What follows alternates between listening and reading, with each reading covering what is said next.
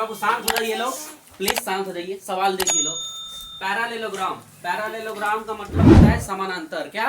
समानांतर। समानांतर जो है, समानांतर जो बाबू, अब इसमें क्या रहा है ना कि एक कोई समानांतर है जो है रोम्बस है, ठीक है, इस तरह की कोई आकृति है।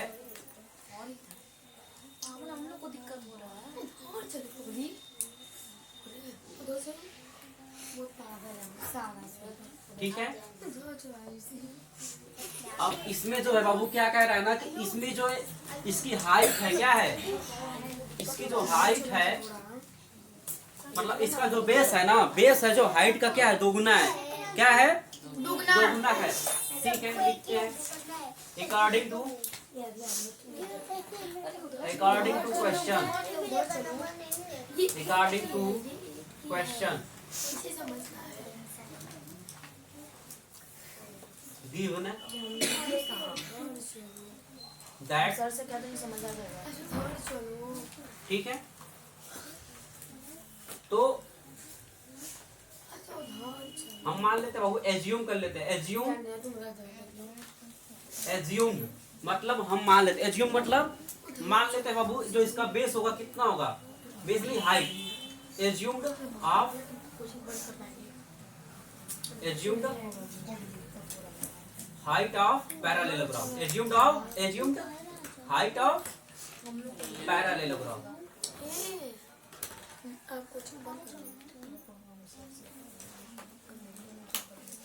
बाबू एक्स मान लेते हैं, क्या है, एक्स है। तो बाबू अगर किसी भी पैरालेलोग्राम का अगर हाइट एक्स है और कह रहा है ना कि जो इसका बेस है, इस मतलब जो इसका बेस है इस हाइट का क्या है, ट्वाइस है, मतलब दोगुना है। तो ये बताओ बाबू, तो 10 इसी प्रकार क्या लिखेंगे, बेस ऑफ,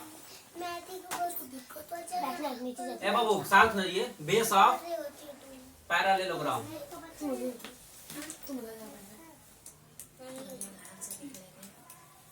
लेलोग्राम की जो बाबू हो जाएगा, क्या हो जाएगा, 2x होगा कि नहीं होगा बाबू, 2x हो जाएगा कि नहीं हो जाएगा।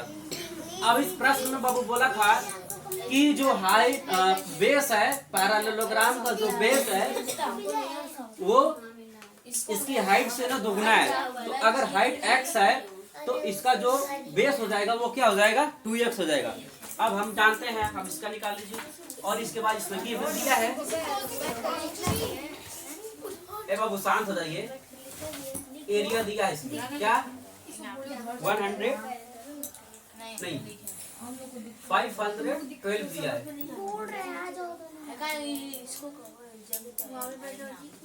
ठीक है, तो एरिया ऑफ पैरालेलोग्राम,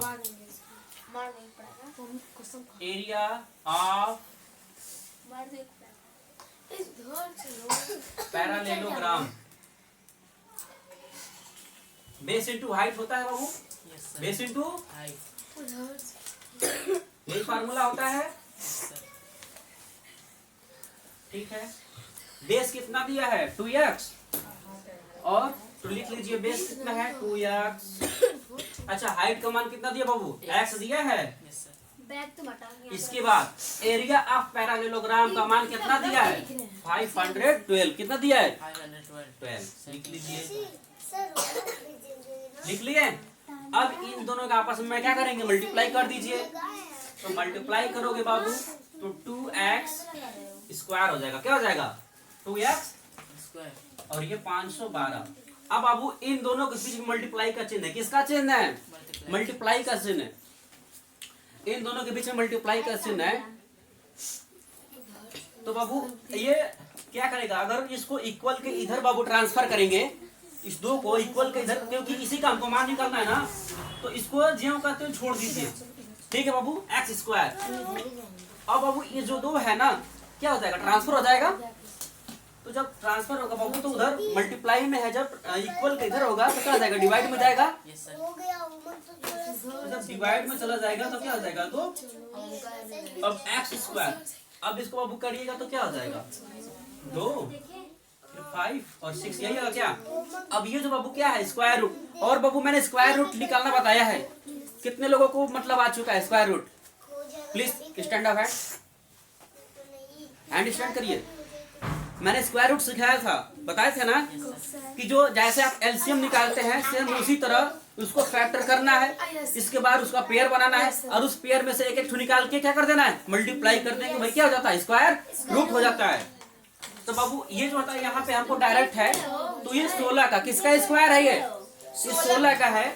तो बाबू अगर एक फॉर्म अब सीख तो क्या, यहाँ पे बेसिक चीज सीखो, अगर कोई चीज ऐसे दिया हो बाबू, तो अगर ये हम इसको हटाते हैं क्या है, अगर इस पावर को हम हटाते हैं, तो अगर हम पावर को हटाएंगे तो x बराबर क्या हो जाएगा, ये थर्ड में चला जाएगा, मतलब थर्ड में चला जाएगा, इसमें चला जाएगा।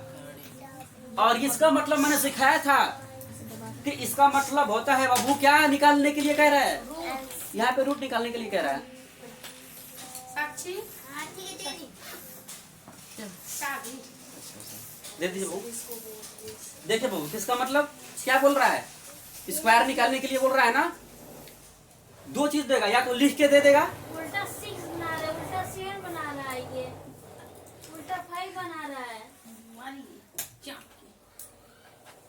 पढ़ने में बहुत मेहनत ये क्या बाबू, ये दो तरह से दे, या तो ऐसे देगा, देखो बाबू, या तो ऐसे दे देगा तो आप समझिएगा, ए बाबू ध्यान से देखिए, अगर ऐसे देगा तो इसका मतलब होता है कि क्या पूछ रहा है, स्क्वायर रूट पूछ रहा है, या तो लिख भी देगा कि स्क्वायर रूट फाइंड आउट करिए।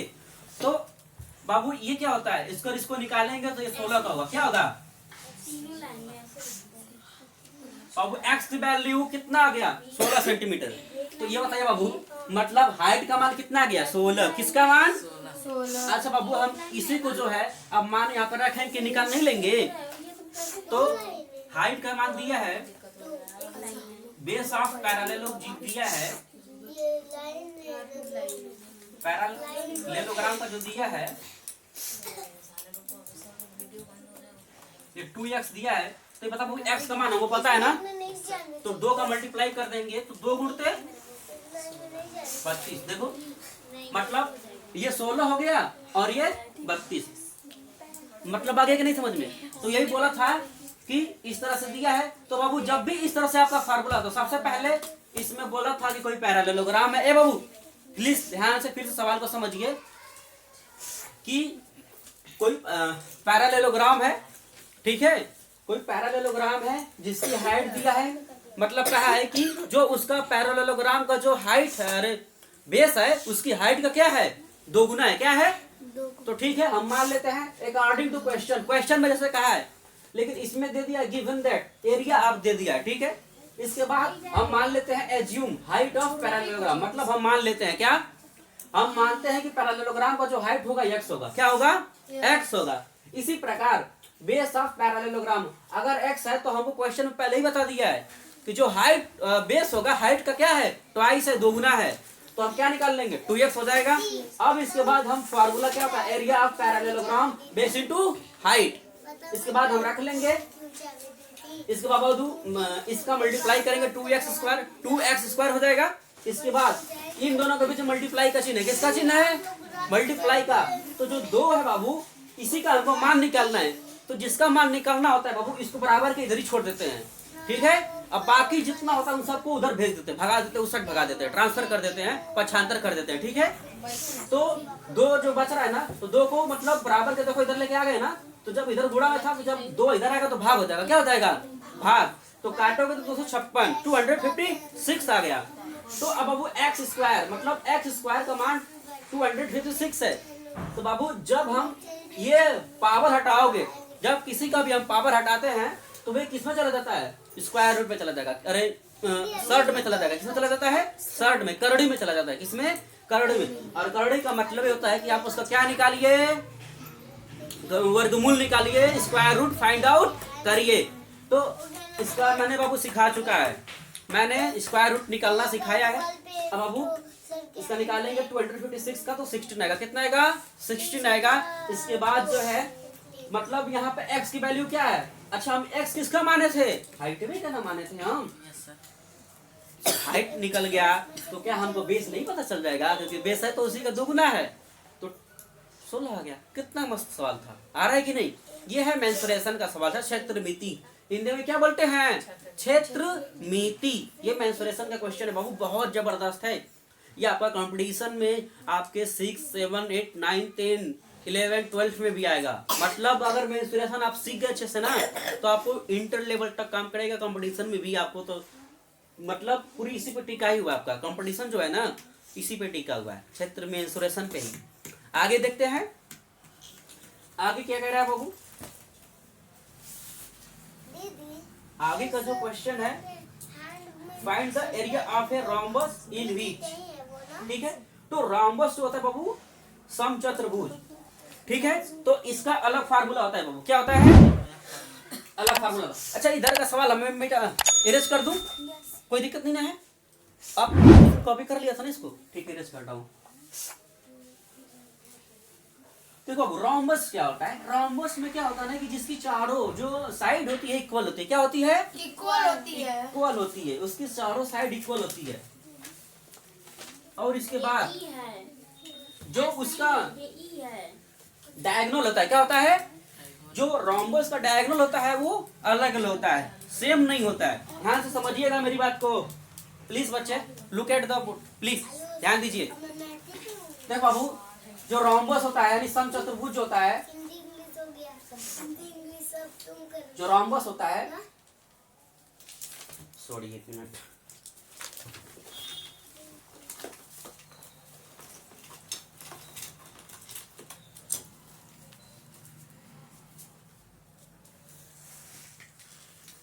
बाबू ये जो रोम्बस है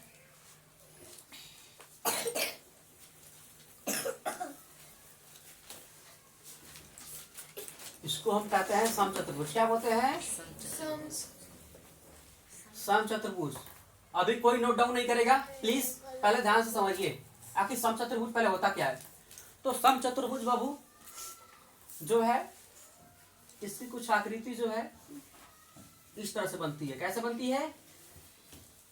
और ये चारों आपस में क्या होता है? इक्वल। क्या होता है? इक्वल। और इसकी डायगोनल ये क्या है? एक डायगोनल और ये दो डायगोनल। ये दोनों आपस में बराबर नहीं होता। इसकी वैल्यू यहाँ से लेके यहाँ तक इसके दो डायगोनल होते हैं, D1 D2। क्या? D1 D2। मतलब एक ये डायगोनल हो गया, ये D1 हो गया, ये क्या हो गया? D1। और ये क्या हो गया? D2 हो गया। क्या हो गया? D2। मतलब ये डायगोनल 1 डायगोनल 2। और ये डायगोनल जो होता है रोम्बस जो होता है उसका डायगोनल बराबर नहीं होता है, इसकी साइड बराबर होती है। क्या होती है? साइड बराबर होती है। तो इसका जो एरिया होता है बाबू ध्यान से समझिए, एरिया ऑफ रोम्बस है बाबू, प्लीज ए बाबू silence. Area of rhombus, area of rhombus होता है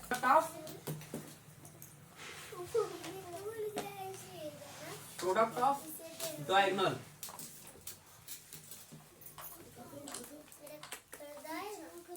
देखो बाबू इसका मतलब होता है प्रोडक्ट ऑफ डायगोनल, मतलब ये जो D1 है और ये D2 जो है ना उसी का क्या करना है? मल्टीप्लाई करना है। क्या है? प्रोडक्ट ऑफ डायगोनल का मतलब होता है ये 1/2 और इसके बाद ये D1 इंटू D2। बोलिए अब क्या दिक्कत है? नहीं सॉल्व हो जाएगा। एरिया ऑफ रोम्बस का जो फार्मूला होता है half into product of diagonal. मतलब प्रोडक्ट ऑफ डायगोनल का मतलब होता है D1 into D2 into half, ठीक है। तो इसका बाबू जो होता है कि मतलब हम तभी निकाल सकते हैं, लेकिन देखिए ये जो इसके जो डायगोनल होते हैं ना बाबू, ये आपस में एक दूसरे को राइट एंगल पे डिवाइड करते हैं। कितने पे? मतलब क्या होता है? देखो बाबू ये 90 डिग्री का होता है। क्या होता है? ये 90 डिग्री, ये 90 डिग्री, ये 90 डिग्री, ये भी 90 डिग्री। मतलब ये जो होता है ना, मतलब देखो ये हो गया डायगोनल 1 और ये डायगोनल 2। मतलब जो रोम्बस के जो डायग्राम बाबू प्लीज इधर देखो, जो रोम्बस के जो डायगोनल होते हैं समझ लीजिए इसको, जो रोम्बस के जो डायगोनल होते हैं ये आपस में जो है ना एक दूसरे को राइट एंगल पे डिवाइड करते हैं। कितने पे? राइट एंगल पे। मतलब बाबू ये 90 डिग्री बनता है, ये भी 90, ये भी 90, ये भी 90, फिर चारों 90 भी बनता है। कितना? तो और ये जो होता है आपका क्या होता है? साइड होता है कि नहीं होता है? ये साइड है ना, है? Yes sir. अभी मैं बताया हूं ये क्या है आपका? रोम्बस का साइड है। तो ये जो होता है बाबू, और मैंने एक चीज और बता देता हूं बाबू कि इसके बाद जो होता है अगर बाबू इसकी हमें मान निकालना हो, क्या निकालना हो? तो जब कोई बाबू देखो इधर है, तो जब डायगोनल बाबू ये और ये, और इधर ध्यान दो, बहुत सारी चीजें इसमें सीखने को है। जो डायगोनल जो होता है, जब बाबू जब जब डायगोनल आपस में एक दूसरे को काटती है ना, डिवाइड करती है, तो इधर वाला भाग और इधर वाला भाग, ये दोनों आपस में क्या हो जाएगा, इक्वल हो जाएगा। क्या हो जाएगा, इक्वल। उसी तरह ये वाला साइड, मतलब ये वाला भाग और ये वाला भाग आपस में क्या हो जाएगा, इक्वल। सपोज दैट यहाँ से लेके यहाँ तक का जो वैल्यू है 16 दिया है, कितना दिया है, और ये दे दिया है आपका 5 या फिर 24 दे दिया है। तो अगर ये दोनों को डिवाइड करते तो इसका मान कितना हो जाएगा, 12, और इसका भी मान 12। और यहाँ से अगर यहाँ तक का 16 दिया है तो इसका मान 8 हो जाएगा, और इसका भी मान 8 हो जाएगा। ठीक है, तो बाबू ये बताइए, ये राइट एंगल बन रहा है कि नहीं बन रहा है? Yes sir. राइट एंगल बन रहा है। तो अगर इसकी वैल्यू निकालना हो, किसका निकालना हो, साइड का वैल्यू निकालना हो, किसका निकालना हो, साइड का वैल्यू निकालना हो, तो बाबू एक फार्मूला होता है कि जब कोई राइट एंगल होता है, ये राइट एंगल है, क्या है, राइट एंगल है, इसके सामने का ये क्या होता है, डायगोनल होता है। क्या होता है, बहुत ध्यान दीजिए, ये डायगोनल होता है। तो ये आपका हाइट हो गया है, क्या हो गया, हाइट, और ये बेस, ये हाइट है और ये बेस है। तो इसका जो फार्मूला होता है, ये डी है बाबू, ए बाबू समझ लीजिए, ये डी है। तो डी का स्क्वायर बराबर बी स्क्वायर एच स्क्वायर, ये फार्मूला बनता है। क्या बनता है,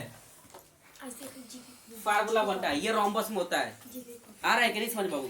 अगर मान लो बाबू, जैसे ये देखो यहाँ पे 8 दे दिया है, ये 12 दे दिया है ना। अगर मान लो आपको कहा जाए कि अगर आपको बोल दे कि आप इसका पैरामीटर निकालिए, बाबू देखो इधर, अगर बोल दे तो आपको पैरामीटर निकालना है, मान दे दे डायगोनल का, किसका दे दे, दोनों डायगोनल का मान दे दे, किसका दे दे, दोनों डायगोनल का मान दे दे, और आपको बोल दे कि इसका पैरामीटर निकालना है। तो देखिए हम क्या करेंगे, चलो अगर दोनों डायगोनल का मान दिया है ना, तो ये बताओ बाबू, ये 8 हो जाएगा। ये अगर यहाँ से यहाँ तक का मान 16 है और यहाँ से यहाँ तक का मान 24 है, तो ये 8 हो जाएगा, ये 12 हो जाएगा, कितने हो जाएगा। तो बाबू अब हमको ये मतलब इसकी साइड का मान निकालना है, किसका मान निकालना है, तो अब ये बताइए, ये 8 स्क्वायर हो जाएगा कि नहीं हो जाएगा इसको। तो बाबू कहने का मतलब है, ये इसमें इसको बेस इंटू हाइट, ये राइट, जब भी कोई राइट एंगल बनता है ना, ध्यान से समझिए सारे लोग, जब भी एक बेस इंटू हाइट, मतलब एक बेस हो जाए, एक हाइट हो जाए, और इसमें क्या हो, राइट एंगल हो, मतलब समकोण हो जाए, क्या हो जाए, तो उसके सामने वाला डायगोनल होता है, मतलब सबसे लंबी होता है। तो इसका मतलब यहाँ से और यहाँ से लेके जो इसका मान हम होता है ना, ये फार्मूला में लिखा हूँ। ठीक है, तो सेम चीज है, तो वही ना बाबू, चाहिए ऐसा लिखो चाहे वैसे लिखो, वही चीज है। क्या है, ये भी तो 90 बना है कि नहीं विषय में, अब उसके सामने का ये बड़ा हो गया, या तो तुम इसको बेस मान लो चाहे इसको बेस मान लो। अगर इसको बेस मानोगे तो ये हाइट हो जाएगा, अगर ये हाइट है तो ये बेस हो जाएगा। आ रहा है कि नहीं समझ में, एनी डाउट आ रहा है, मतलब वही चीज है बाबू, यहाँ पे ऐसे है, लेकिन यहाँ पे जब काटेगा तो ये भी 90 बन गया, तो इसको सामने का सबसे बड़ी हो गया। तो मतलब अब इस साइड का मान हम निकाल लेंगे कि नहीं निकाल लेंगे, निकाल लेंगे कि नहीं। तो अब यहाँ पे 12 का रखेंगे, 8 का कितना हो जाएगा, 64 हो जाएगा, और इसका 144। अब काउंट करिए बाबू,